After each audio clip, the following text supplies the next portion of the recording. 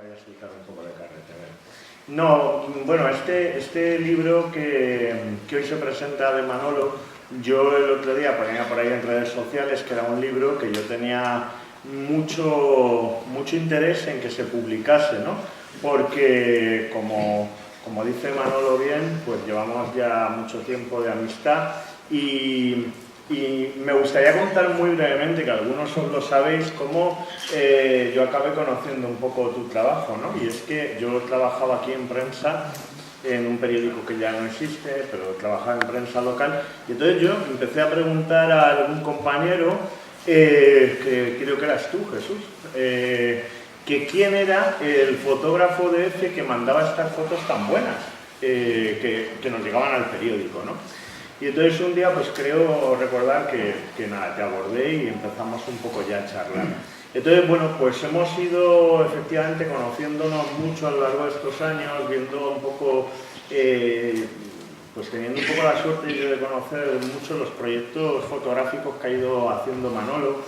Y bueno, aquí fundamentalmente los que hayáis podido ver el libro o habéis visto algunas de las fotografías ya que se han proyectado, pues es un viaje siguiendo un río, que tú ya habías hecho algo también en el Amazonas, ¿no? Que es un trabajo muy interesante este. Si no lo conocéis y tenéis la oportunidad, vamos, os animo muchísimo, ¿no? A que lo conozcáis por el río de la Vida, ¿no? Y bueno, sobre el Guadiana, sobre los Guadianas, que ya habéis visto que es en plural, pues creo que es un libro importante en un momento en el que, bueno, pues se están haciendo muchas cosas en fotografía, en ensayo, en novela, en general en productos culturales, que suena así un poco mal lo de productos culturales, pero se están haciendo cosas como muy siguiendo ciertas modas y queriendo gustar. Y yo creo que a Manolo, no sé si me equivoco, eso no es una cosa que le haya interesado especialmente, y eso es lo que también le da, o sea, no lo de gustar por gustar, me refiero, sino que ha intentado contar su historia en estas fotografías, su visión del río, o su visión, o las visiones de estos guadianas, ¿no? que él ha ido recorriendo. Y creo que además en el apartado fotográfico está muy logrado. Manolo tiene, a mi juicio, un estilo definido cuando desarrolla un proyecto como este, cosa que es muy difícil, porque ¿cuánto tiempo has estado haciendo las fotografías? ¿Cuánto tiempo desde que empezaste? Creo que fue en Ayamonte, ¿no? Sí, empecé desde el final. Empezaste desde el final, que eso está muy bien. He ido haciendo viajes cortitos.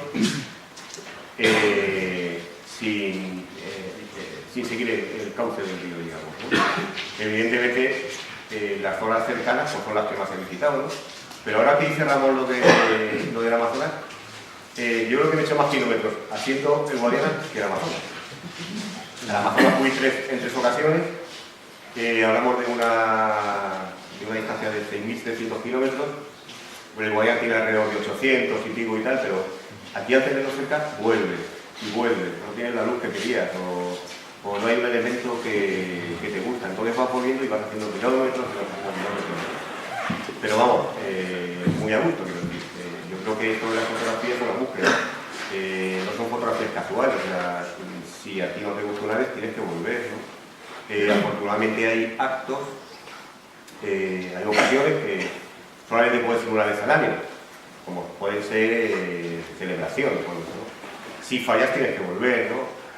Bueno, lo que decía, afortunadamente me quedé contento con las fotos que hice, entonces a ese tipo de eventos no tuve que volver. Pero cuando tenía que fotografiar otro tipo de cosas, sí volvía y volvía, ¿no? ¿Qué cuentas? No, que va, al contrario. Bueno, o sea, bueno, pero al final estábamos hablando que es un proceso de años, que era un poco... Sí, puede haber desde fotos de hace 10 años quizás hasta ahora.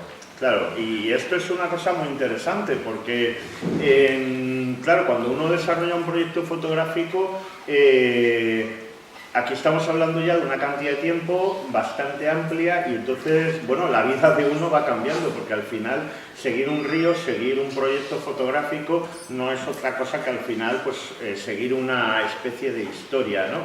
que tú estás ahí trazando.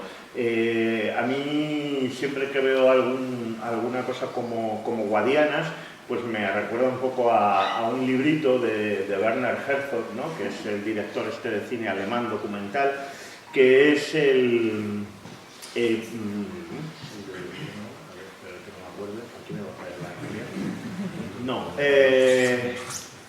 Caminar sobre el hielo, ¿vale? Que es un libro donde él cuenta una cosa muy curiosa y es, bueno, pues una especie de trayecto muy peculiar que realiza desde Alemania, desde Múnich, efectivamente, hasta París, andando y con muy poco dinero y bueno, pues con toda clase de vicisitudes y tal. Es un viaje diferente, pero creo que ese libro de Herzog, lo que nos está contando, que es el diario de ese viaje, al fin y al cabo es que todo libro, bueno, no todo libro, todo recorrido, todo trayecto, está no solamente para buscar avanzar en el camino, sino también un poco para buscarse uno, ¿no? Que supongo que durante todos los años que has estado haciendo estas fotos, muchas cosas en tu vida han cambiado y aparte de ir descubriendo el Guadiana, habrás descubierto en ese trayecto cosas, ¿no? Que al final yo creo que es la cosa que tiene de los viajes, de uno mismo me refiero, ¿no? Y bueno, ya no me enrollo más, que estoy hablando muchísimo. Bueno, mira, siempre que se hace algo a nivel fotográfico, es conveniente tener contactos. Cuanto más contactos se tenga, mejor. Cuanta más información, pues más sabes lo que puedes hacer, ¿no? Y sí que hay no un problema, sino sí puede ser un problema de acercamiento, ¿no? A mí me gusta mucho hacer retratos de gente anónima, pero que son gente que va conformando la sociedad, quiero decir, los que nunca salen, ¿no? Los no protagonistas, ¿no? Los que nunca salen en los libros de historia, ¿no? ¿Cómo te vas acercando a esa gente? Pues lo que os decía, ¿no? Si no tienes contactos es más difícil. Yo, afortunadamente, yo creo que esto de hacer fotografía me hizo ser menos tímido. Quiero decir que si tú tienes que hacer una fotografía a alguien, tienes que entrarle. Otra cosa es que vos seguís las estrategias para convencerle. O sea, le puedo hacer una fotografía y me dice, oye, ¿para qué?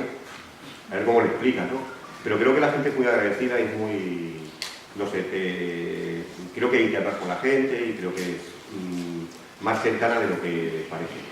En el libro de Guadiana hay unos retratos que a mí me parecen entrañables, que son de gente que vivió del río, aquí en la zona de y que todavía siguen viviendo de alguna manera, aunque no sea su forma de ganarse el dinero, ¿no?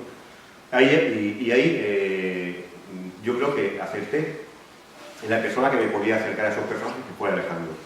Alejandro es un hombre que lleva casi toda la vida, o gran parte de su vida, en el entorno de las tablas de Daimiel, o en el entorno bueno, después ya podría ser una discusión, ¿no? Si es eso Guadiana, si no es Guadiana, por eso es Guadiana, ¿no? Porque uno dicen que aparece en las novelas de Ruidera, otro dicen que en las tablas en los ojos de Guadiana, en fin.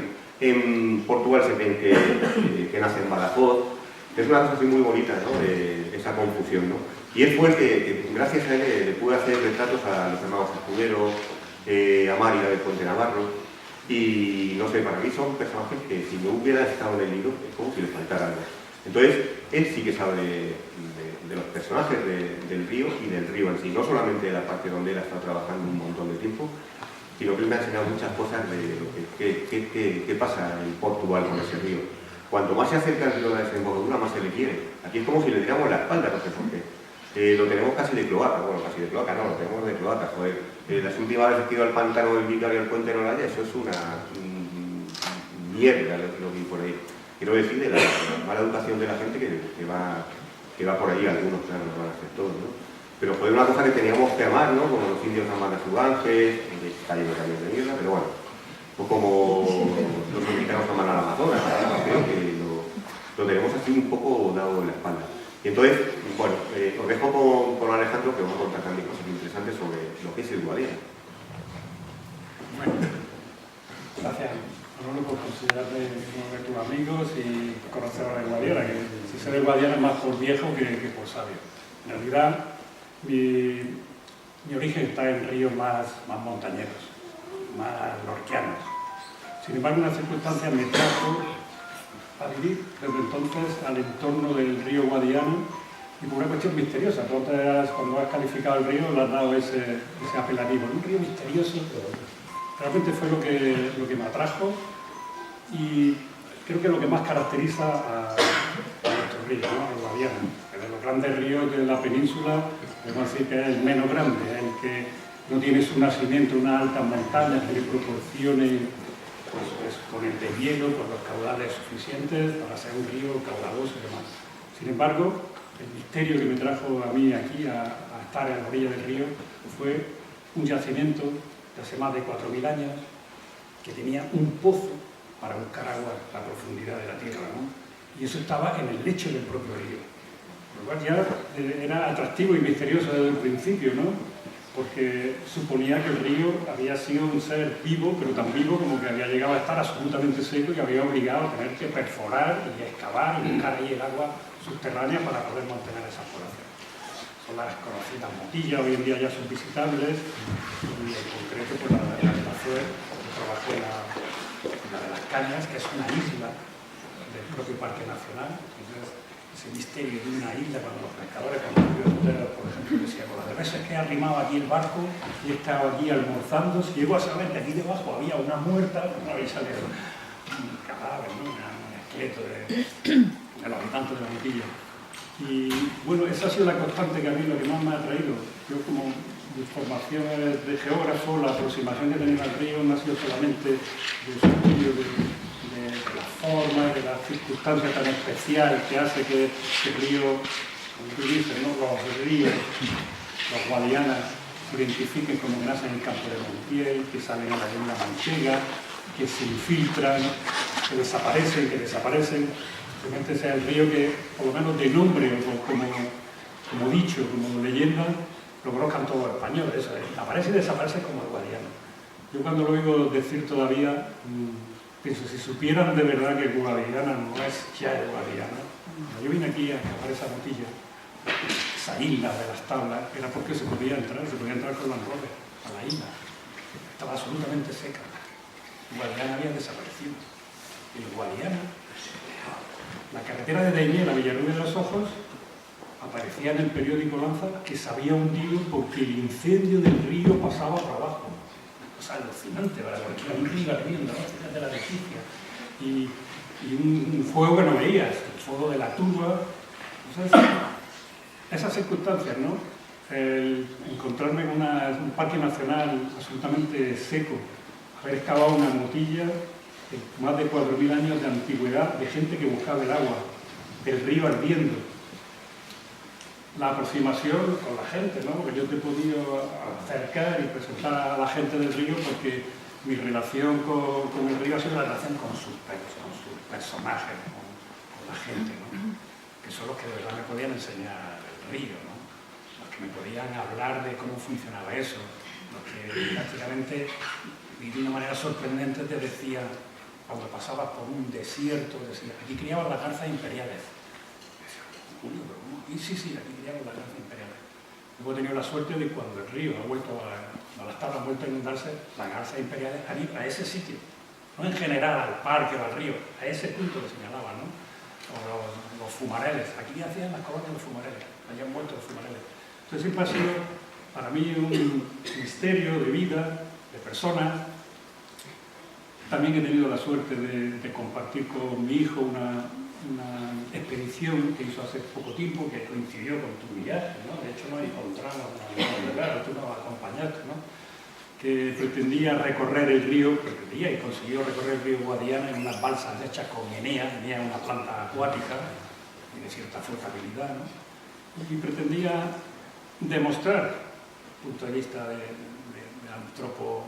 de historia o de arqueohistoria, ¿no? Que había sido posible la navegación y los contactos entre los pueblos de Guadiana con medios muy sencillos, como puede ser haces de Enea, simplemente unidos por cuerdas, pero que te daban lugar en ese recorrido, que viene a ser un río de la vida, recuerdo, como tú has hecho referencia, mira, aquí me he traído el catálogo de la exposición, por el río de la vida, ¿no? Al final resulta que Guadiana ha llegado a ser el río de nuestras vidas, porque hemos tenido esas vivencias, ¿no? Perdona que te interrumpa, pero precisamente si yo hice el Guadiana, porque primero hice el Amazonas, o sea, cuando iba por ahí viajando solo por el gran río del planeta, pues siempre decía, joder, ¿qué están haciendo ahora mismo allí los que viven al lado de mi pueblo, de mi territorio, ¿no? Y eso me fue picando un poco a decir, pues ya que he intentado hacer el río más grande del mundo, voy a intentar hacer el río que tengo yo más cercano, ¿no? Y por eso precisamente fue lo que me rompió un poco la cabeza para hacer este proyecto, ¿no? Bueno, pues eso, ese descenso del río en realidad es un buen símil, ¿no? Que en realidad tú recorres la vida, recorres el río, es una etapa te madura, las vivencias que tienes, pero no iba solo en plan de hacer un desafío deportivo, ¿no? Que lo fue, porque supuso un esfuerzo físico importante, sino que ibas conectando poblaciones que unas desconocían de la existencia de las demás arriba, como decía. Es que en Portugal piensan que el río nace en Badajoz. Para hacer un poco eso, aportando nuestro pequeño grano de arena, descender hablando de los pueblos anteriores, y cada pueblo que pasábamos que nos escribieran una carta de saluda para los pueblos de más abajo. Acabamos consiguiendo cartas de saluda de todos. Pero íbamos viendo artes de pesca o sistemas de navegación, como funciona la tipología de los barcos que hay en la cabecera del río, el barco daibileño de fondo plano que se va de una percha, va evolucionando aquí en la misma provincia, en la misma Puebla, y ahí la tipología del barco cambia por completo. Pero cuando llegas a Extremadura o llegas a Portugal, los barcos se van convirtiendo poco a poco en marineros. Esa tipología de barco es también apasionante, es una cosa muy, además estéticamente, ¿no? Desde el punto de vista fotográfico, ir documentando todos los tipos de barcos hasta que llegas a los barcos marineros, hasta que te encuentras con el río, como tú hablas en el breve texto que acompaña las fotos, ese río que remonta por arriba, que ves que vas a las aguas cuando faltan 90, 80 kilómetros para desembocar, la fuerza de las mareas hace que el río suba para arriba y no puedes navegar hacia abajo, no te puedes dejar llevar por la corriente porque te hace remontarte. Bueno, pues eso hay muchos detalles más, tampoco quiero extenderme mucho, los mitos de las lamias, de las sirenas del Guadiana. Vamos buscando, no encontramos sirenas. ¿Qué son de las sirenas? Nos vamos en Laminium, ¿no?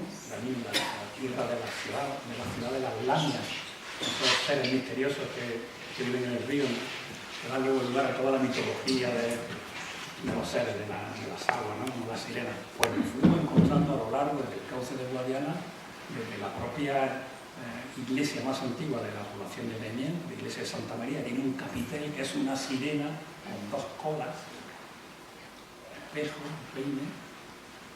Nos fuimos encontrando sirenas a lo largo de todo el río Guadiana, ¿no? Porque ese mito primitivo ha dejado su huella. Villanueva de la Serena, el escudo del pueblo, es una gran sirena, también de doble cola. Incluso hasta la misma desembocadura nos seguimos encontrando azulejería o grabado en la muralla de Badajoz o en los pueblos portugueses. Es cierto, el río, me encanta el título de Guadianas porque no hay Guadianas, son muchos Guadianas. Guadiana cuando llegas a Portugal es otro mundo, la gente sigue viviendo de cara al río. Los extremeños cuando vienen aquí dicen que nosotros queremos mucho a nuestro río. No he oído todavía que nadie decir queremos mucho a nuestro río. Dicen queremos mucho a nuestro río. Es cierto que la ciudad y el río viven un diálogo que no se tiene aquí, ¿no? Queda como muy lejos, y si corre o no corre, o lo que está corriendo son con aguas negras, parece que como no nos llega el olor, ¿no? En el instante. En Portugal sigue habiendo pueblos que viven de la pesca. Entonces, todo el pueblo tiene un carácter y una relación tan directa con el río, con el curso, ¿no? Se mantienen artesanías absolutamente desaparecidas ya de la península, de los España, ¿no? Todo lo relacionado con las cañas, por ejemplo, ¿no? En fin, un plurirrío, Guadiana, que ha recogido perfectamente esos... No es un libro de paisajes, eso ya lo podréis comprobar todo, lo tengáis en vuestras manos, no es un libro de un reportaje geográfico de los paisajes del Guadiana, del nacimiento y de la fuente, igual. Es un libro de... Es una guía de impresiones. Creo que no sé yo. Ayuda mucho el formato. Bueno, el formato ya habla del contenido, no es un gran libro para regalar de grandes fotos y grandes paisajes y panoramas de Guadiana, sino es un libro de lo que Manolo sabe captar de los sitios a los que llega, porque la mayoría de nosotros nos pasaría desapercibidos. Vamos buscando otra cosa. Lleva absolutamente razón de que él ya tiene perfectamente definido su estilo, su forma de ver y de entender y de relatar su viaje. Los personajes son muy importantes, recordar que es un gran narrador, tenemos que ver su obra por el río de la vida, del Amazonas peruano, y bueno, otros muchos retratos que tiene. Ahí predomina el retrato, pero predomina los ambientes, puede ir desde los puentes tan importantes en Guadiana, los puentes, Guadiana como río internacional. Es frontera, pero no es frontera amigable, está llena de puentes, está llena de enlaces, hay pueblos hermanos, hay muchísima relación entre las dos partes. Esa raya, como se le llama, es la frontera más antigua de Europa. Y es una frontera que ha dado lugar a, en vez de enfrentamientos, ha habido a lo largo de la historia, a encuentros, hay muchos más encuentros que desencuentros entre España y Portugal. Seguro que tengo más. Bueno, como ahora vamos a ver aquí como una especie de diálogo entre todos, lo que sí quería decir que mi fotografía no le gustará a todo el mundo, quiero decir. Igual que no todo el mundo le gusta la misma música, o hay canciones de un cantante que te gustan más y otras que no gustan, ¿no?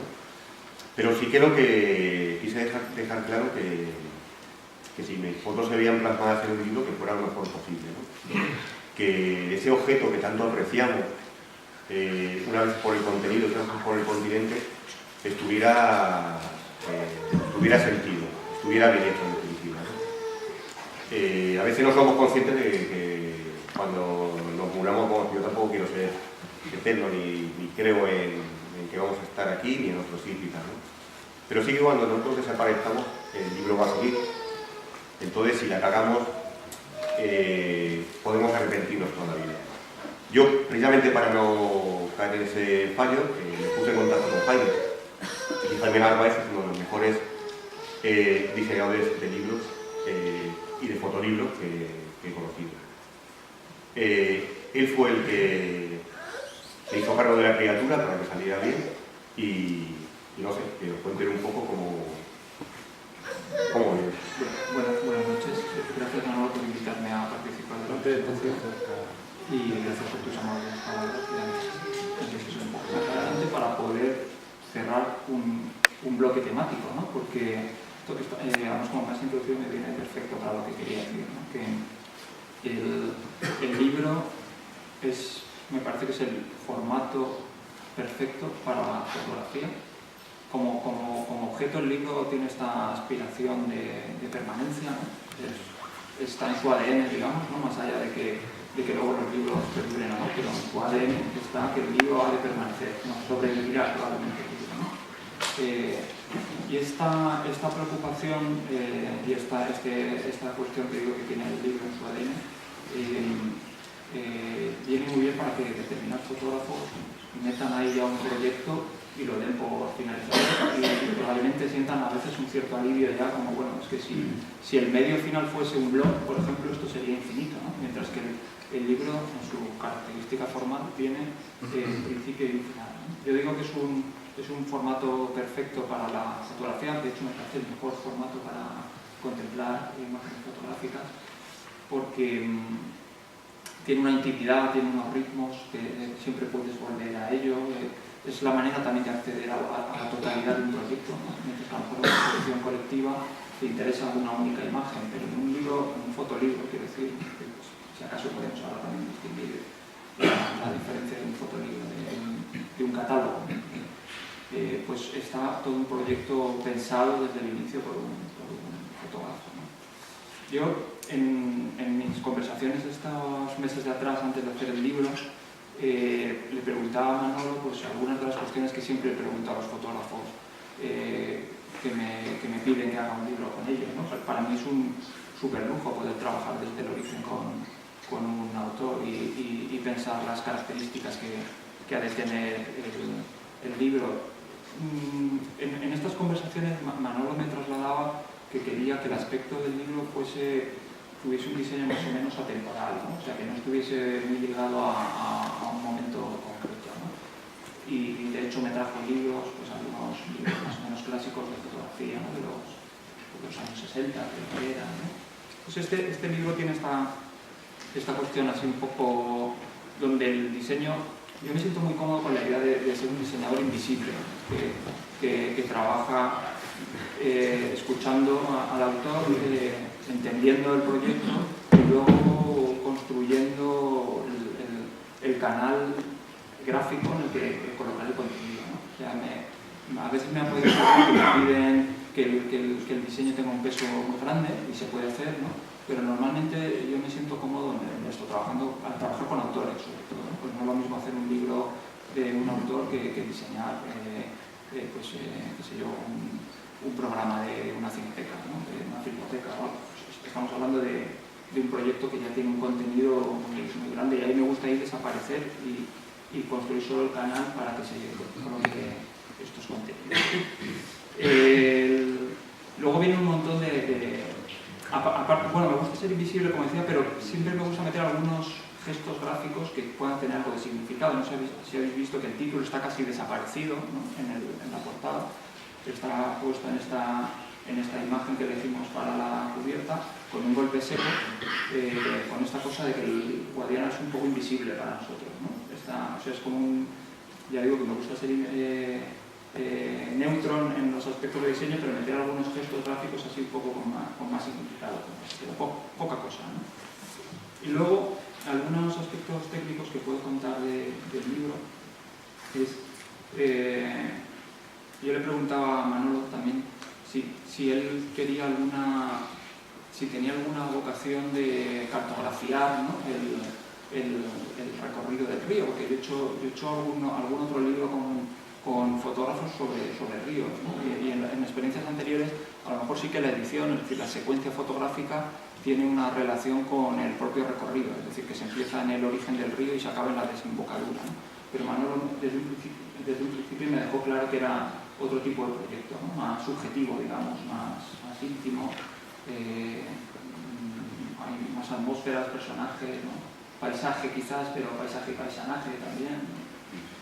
Y luego, en estos aspectos técnicos que decía Manolo que hay que cuidar, pues en la edición del libro veréis que tiene imágenes a doble página, y todas las imágenes que van a doble página están justo en la mitad del pliego, ¿no? Son estos pequeños detalles que hay que controlar para que el encuentro de la imagen no tenga un salto. No sé si esto es un aspecto muy técnico que quizás no se entiende bien, pero son pliegos de 16 páginas y entonces las imágenes a doble van entre la 8 y la 9, es decir, justo en la mitad. Si fuesen en otras páginas habría un encuentro que podría saltar, ¿no? Y bueno, una cosa también importante a la hora de hacer libros, y es una de las primeras preguntas que puede resultar a veces un poco desagradable preguntarla, pero es muy útil, es preguntarle cuánto dinero se puede gastar en la producción del libro, ¿no? Porque eso va a definir bastante las características formales del libro. Es decir, que va a definir el número de páginas, por ejemplo. O sea, que no es lo mismo un libro que tenga 220 páginas que un libro que tenga 120, ¿no? El tamaño y los materiales, los papeles. Aquí en la ficha técnica, si la leemos, pues por definir un poco, para hacer una anatomía también de lo que ocurre en el libro, ¿no? Se pone que hay una impresión, la imprenta también es una cuestión fundamental, ¿no? Para trabajar con una imprenta que sepa lo que se trae entre manos, ¿no? Que está trabajando con un libro con una impresión artística y que por lo tanto no puede darle al piloto automático y eso empezar a soltar pliegos, sino que hay que cuidar bastante el proceso de impresión. Luego está la edición. Entonces, en la edición podemos decir que en edición ese epígrafe lo que viene a decir es qué es lo que ocurre en esa secuencia, por qué se empieza con una imagen y por qué se acaba con otra, qué ocurre entre medias y qué combinaciones de imágenes hay que parejan, ¿no? Y también tenemos la parte del diseño, que lo estoy más o menos, creo que ya lo he definido, y luego hay otra parte importante que es la preimpresión, que es preparar las imágenes para la imprenta. Esto también lo hicimos desde el estudio en el que yo trabajo y bueno, pues este es el resultado, ¿no?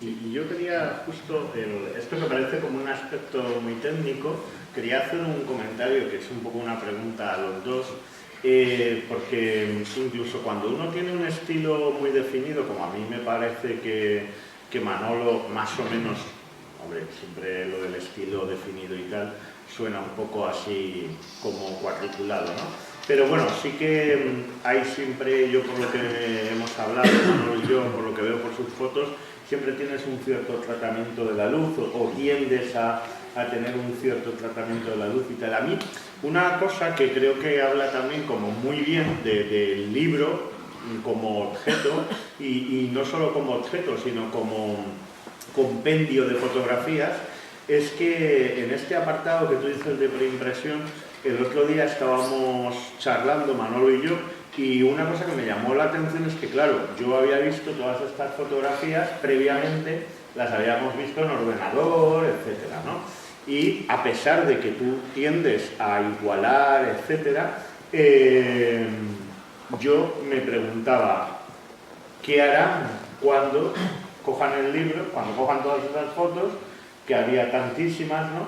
Y qué se hará para poder igualar un poco el estilo bueno, que más o menos tú tienes definido. Y creo que esto es una de las cosas, ¿no?, que se deja ver en el libro, ¿no?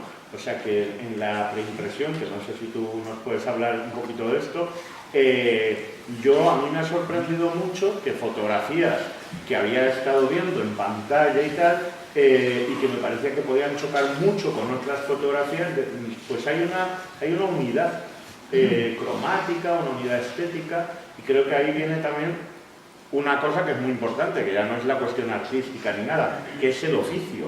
O sea, el oficio de saber igualar esto, de saber, o sea, a lo que hablábamos, ¿no? Por ejemplo, se nota que hay cosas que se han reducido magentas, que se han hecho, ¿no? Un poquito algo de esto podría ser interesante, aunque parezca un poco técnico, creo que es importante, ¿no? Sí, la labor del preimpresor o del fotomecánico, es, como decía antes, preparar las imágenes para imprenta, pero esas imágenes se preparan no solo en coordinación con el autor, y el autor a lo mejor quiere darle una unidad o resaltar cosas o corregir determinadas cosas, ¿no?, en las imágenes, sino también pensando en las superficies sobre las que se va a imprimir, ¿no? O sea, que no es lo mismo imprimir una imagen de las de Manolo sobre un papel estucado como el que tenemos aquí, con un ligero tono, ¿no? O sea, que no es un súper blanco, que en un papel es completamente blanco, un blanco nuclear, ¿no? Entonces esas son las cuestiones que los fotomecánicos tocan. Luego, una cosa donde se va a ver muy claramente la labor del fotomecánico es lo que ocurre en la cubierta. En la cubierta, en este desarrollo de cubierta, tenemos una imagen reencuadrada de las imágenes, bueno, creo que es la última, si no la última, la penúltima que aparece en el libro, ¿no? Entonces esa imagen yo les pedí a los fotomecánicos que me la desaturasen, que me la cortasen para dejarla con la idea de blanco y negro, aunque esto no es un blanco y negro, ¿no?, para poder componer mejor. Era como una cosa, un capricho que yo me permití, porque por esto he hablado con Manolo, que cuando hacemos un libro de estas características y el diseñador quiere hacer algo así, tiene que consultarlo con el autor, ¿no?, porque está metiéndole bastante mano a la imagen. Bueno, pues estamos a vuestra disposición. Lo que queréis preguntarnos, si queréis que haya alguna pregunta, de lo que queráis, del río, del libro, de fotografía. ¿Por qué no les pones título a las fotografías? Las fotografías llevan solamente una información que es dónde se hizo y el año. Yo creo que no hay que ponerle... Bueno, a lo mejor es que tampoco soy muy bueno poniendo títulos, ¿no? Pero yo creo que no... Yo creo que con esa información, que es una información temporal, que no sé cuándo se hizo y dónde, yo creo que tiene suficiente. Vamos, desde mi punto de vista, nunca me planteo ponerle títulos. El título es una interpretación también del autor. Ajá. No, es solamente un dato, pues eso, para saber dónde y dónde, o sea, cuándo y dónde está hecho.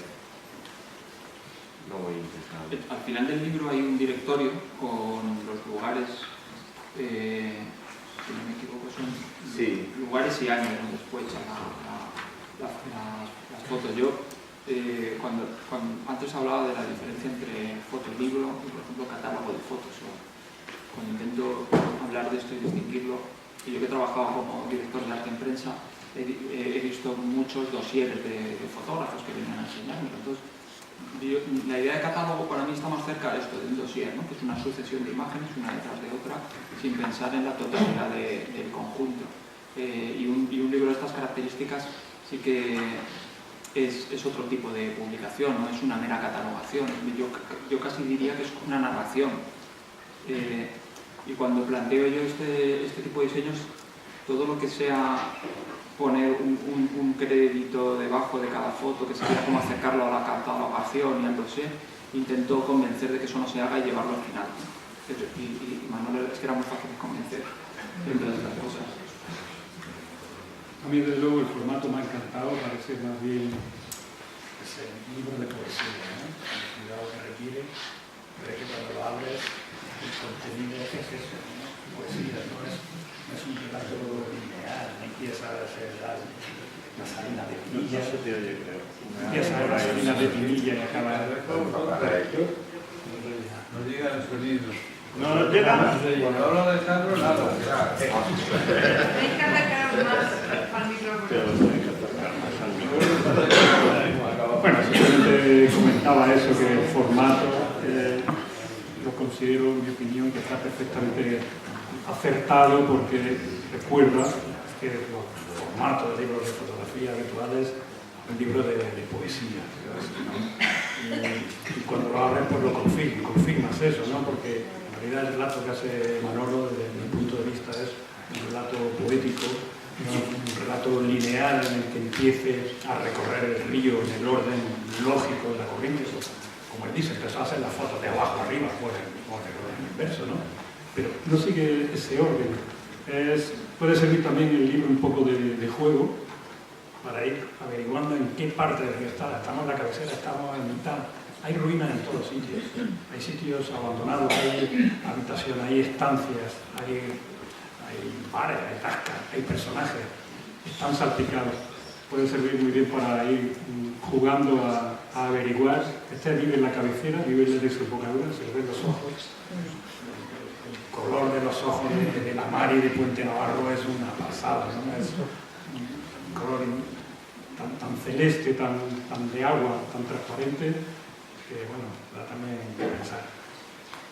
Sí, lo que es el patrimonio que está dentro del agua, ¿no? O sea, hay veces que hablando un día aquí con Javier, que por cierto tendría que agradecer estar aquí con Javier, que es profesor de aquí y amigo de hace mucho tiempo, Javier Vacas, y hablando de un puente que hay que sale aquí en el libro, dicen el puente de la Transhumancia, que está en Villata de los Montes, pasado la Puebla de Don Rodrigo, que lo tapan las aguas del pantano de Cija, creo que. Y es un puente alucinante, es decir, joder, ¿cómo esto? No sé, vale, España tiene mucho patrimonio escondido, deja un poco de la Guardia Civil, pero de esto que es como si te pidiera el puente y lo sacaras de allí y lo pusieras en un sitio más honroso, ¿no? Joder, si hay muchos ríos, ¿no? ¿Por qué no lo sacan y lo ponen en un sitio visible, igual que hicieron con las iglesias cuando empezaron a hacer pantanos, ¿no? Hay mucho patrimonio en este río, igual que en toda España, claro. Y cosas que han desaparecido ya por completo. No solamente de naturaleza, sino también de arquitectura, sobre todo la arquitectura popular, que quizá era la más endeble y que ya no existe. Desafortunadamente, es ejemplarizante los molinos que había en en este tramo del río, que podemos considerar a lo mejor desde, bueno, más o menos desde lo que se habla de las tablas hasta Corral de Calatrava, pues había infinidad de molinos, no, pero había muchísimos molinos, no queda nada, bueno, quedan piedras, ¿no? Y joder, ¿qué? ¿No se ha conservado? Bueno, se conservaron uno en el Molemocha y en el Parque Nacional, pero los demás están prácticamente desaparecidos. Que era una cultura que bueno, imagino, aquí hay gente que sabe mucho de literatura y del Quijote, que imagino que serían anteriores a la llegada de los molinos de viento que venían de otros países, que nada tenía que ver con el nuestro, ¿no? Y los molinos de agua se fueron dejando poco a poco y ya os digo, han desaparecido prácticamente. Me parece espantoso, una pena, de hecho muy auxilioso me encanta el lápiz, ¿no? Y claro, lo que yo creo es un poco que también hay que agradecer al autor, ¿no? De alguna manera, que bueno, pues corre un poco con la aventura también, ¿no? Que supone lanzar un libro de este tipo, que también nos está hablando de una serie de cosas. Los ríos, ahora que se habla mucho de España en la política y de los nacionalismos y tal, los ríos siempre han sido incómodos, ¿no? Porque son vías de comunicación y no vías de aislamiento. Entonces, esto siempre ha creado como cierta controversia, bueno, no controversia, pero quiero decir que es un tema que se impone, ¿no? Geográfico, que se impone muchas veces a los intereses nacionales, a una serie de cosas. Y Manolo, que yo creo que también los que le conocemos, para él la política es importante. No creo que este sea un libro político, pero sí yo a lo largo de ver algunas de tus fotos he visto un poco algunas ideas que quieres ahí, de alguna manera, lo percibo que las vas dejando caer, ¿no? Las cosas que se están perdiendo, las poblaciones que viven, bueno, pues un poco olvidadas. Ya sabéis ahora que hay un par de libros de este chico, de Sergio del Molino, ¿no? La España vacía y ahora el otro reciente, Lugares fuera de sitio, que justamente pues hablan de esto, ¿no? O sea, de estos rincones un poco olvidados también, ¿no? Ahora que se habla tanto de España de una forma muy grandilocuente y muy oportunista, pues de estos sitios un poco olvidados y tal, no solamente de tocas España, porque aquí también está Portugal, ¿no?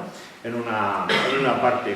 Entonces, bueno, yo lo último que quería decir es que es un proyecto que además nos está mostrando a una gente, a unos lugares, a una visión, ¿no? de cierto territorio, y que os animo a apoyar también, ¿no? Comprando el libro si no lo habéis hecho. O sea, yo aquí un poco hago lo que es el famoso del umbral, ¿no? Aquí se ha venido a vender un libro. No, o sea, pero sí lo digo en serio, porque creo que hay que apoyar proyectos un poco donde se corre un riesgo y donde hay un momento en el que a lo mejor estás haciendo todo esto y también te puede dar cierto sentimiento de si no estás haciendo una tontería, porque al final todo proyecto un poco que uno se encamina hasta que se termina, pues hay que ir venciendo esa resistencia. Y ahora ya sí que me callo. Manolo, sí, ya que lo hemos comprado el libro, como dice... Tú ya lo has comprado, ¿no? Cuéntanos un poco la intención del libro y qué nos vamos a encontrar cuando le quitemos el plastiquillo. pues vais a encontrar personas, sobre todo, personas que vinieron personas que vinieron del río. Digo que vinieron porque ya son bastante mayores.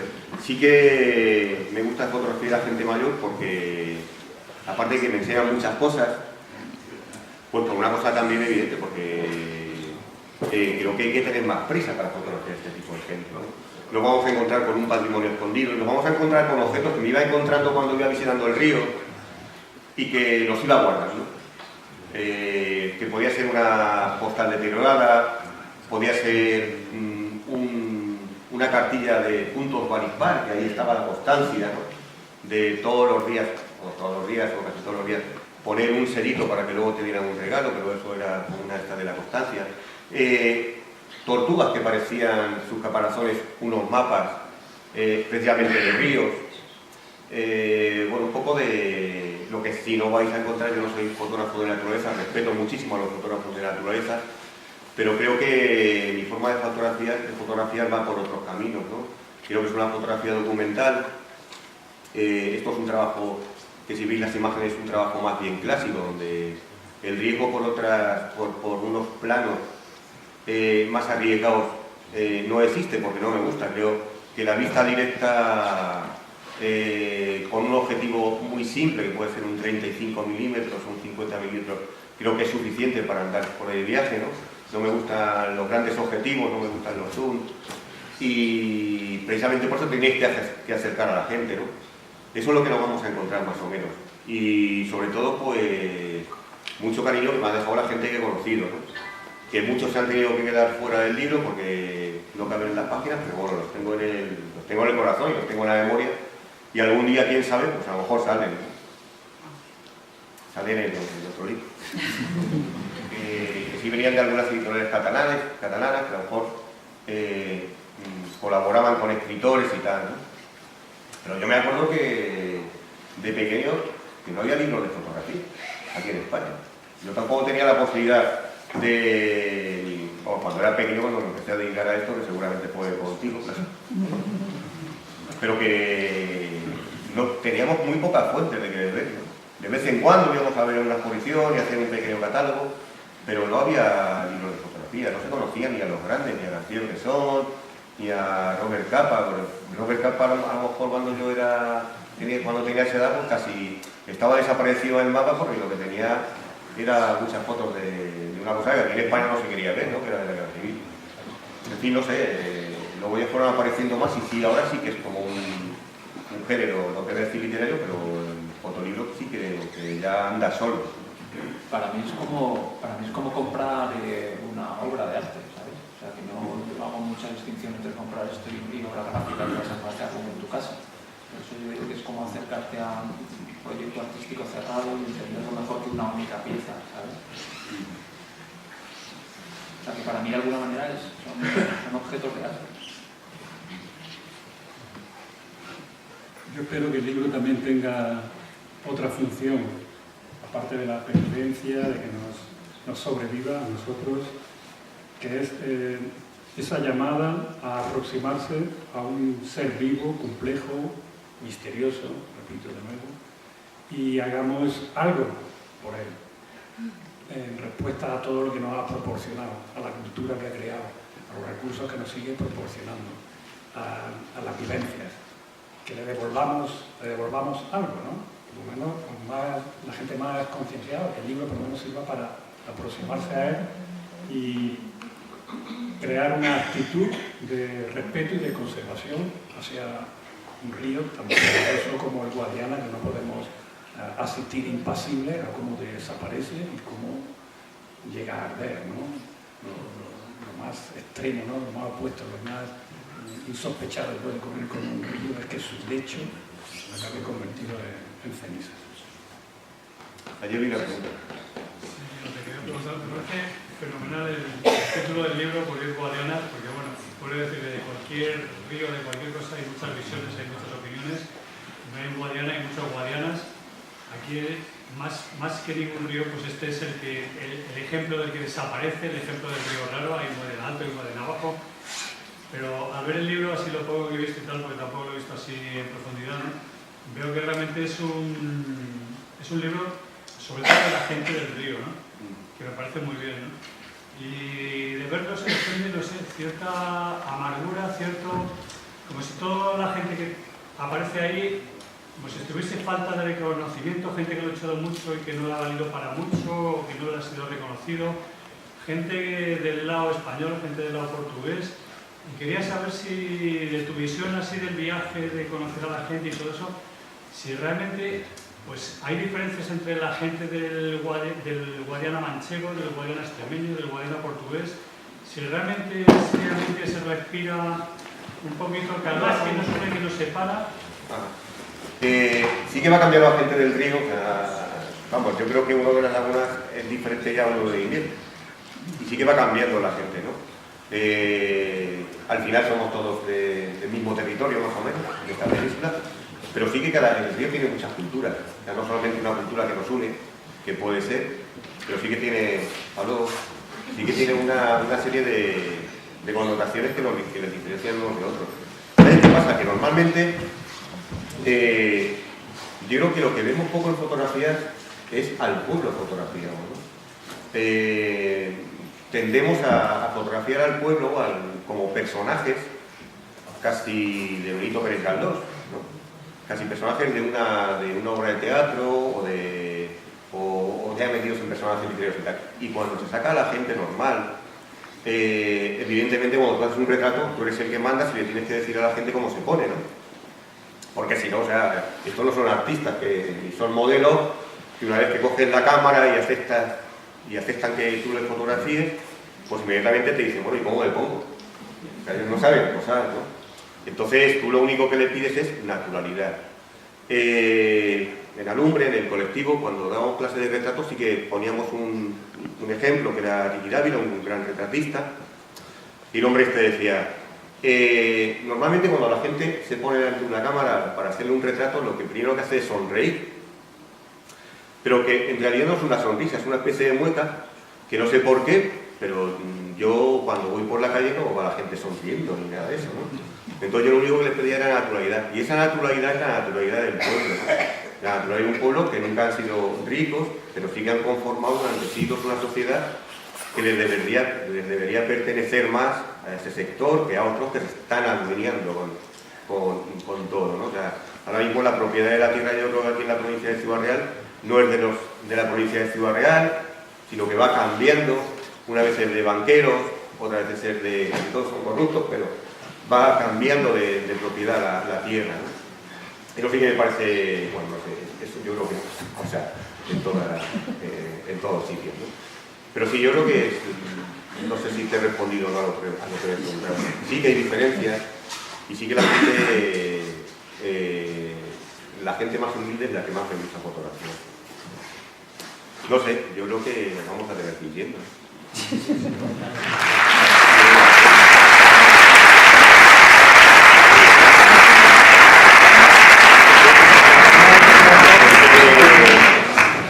Bueno, muchas gracias a todos, muchas gracias a los que me han acompañado y muchas gracias, mamá, porque sé que es un esfuerzo estar aquí.